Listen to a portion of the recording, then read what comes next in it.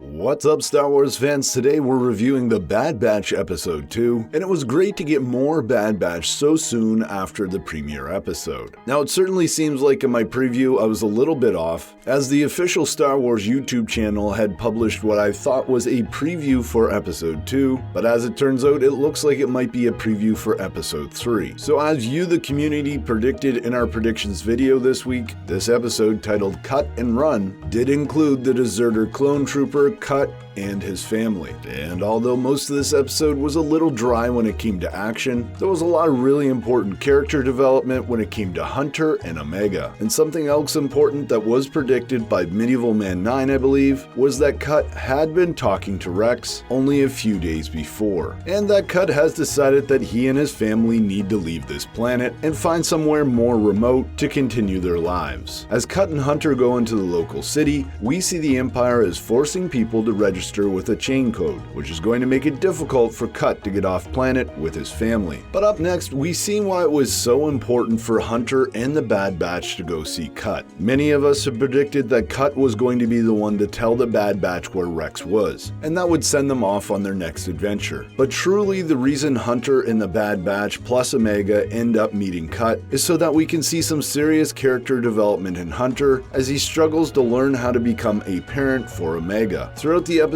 both Cut and his wife are giving Hunter several lessons on how to be a good parent. One of which is when a Nexu nearly eats Omega, and Hunter tries to reprimand her like he would any other soldier. But moving on here, in order to hack into the Imperial database, Echo and Tech have the Bad Batch ship impounded by the Imperial forces. While this happens, they stow away in a storage compartment, and while doing so, they realize that Omega is actually along for the ride. Once their ship is impounded, they are able to hack into the Imperial system. This allows them to create fake chain codes for Cut and his family so that they can get off planet. And as the Imperial clone troopers discover what Echo and Tech are up to, it's Omega that takes the initiative and gets the chain codes to Cut and his family. And as she's handing over the physical discs with the chain codes on them, she says that she doesn't understand why there's 5 of them. At which time Hunter tells Omega that she's gonna go with Cut and his family since they can provide a better life for her. And although there's not a lot of action going on in this episode, I love how this moment humanizes Hunter. That despite all his confidence and know-how when it comes to waging war, Hunter really struggles with the idea of being a father for Omega. And as Omega heads off with Cut and his family, Hunter and Wrecker join the fight to free their ship from the Imperial impound. And of course, this is no problem for this elite squad, but Filoni and his team of writers keep it interesting as Omega has left Cut and his family and is trying to get back to Hunter and the Bad Batch. Luckily, the Bad Batch rescue Omega, get everyone on the ship, and off planet. In the end, Omega admits that she has a lot to learn to Hunter, and he mentions that he has a lot to learn too, and Hunter finishes things off by making Omega officially a part of the Bad Batch, saying that if this is where you want to be, then this is where you'll stay. Overall, I really thought this episode lacked action, but it was extremely heartwarming and included a lot of character development for Hunter and Omega. So overall, a very good episode that continues to set up this series for what I hope is going to be a fairly lengthy season. But hey, Star Wars fans, that's how I see it. Let me know what you think in the comments below, and keep an eye on the community tab where I'll be asking you for your predictions for episode 3. As always, I'm Mike, thanks for watching, and may the Force be with you.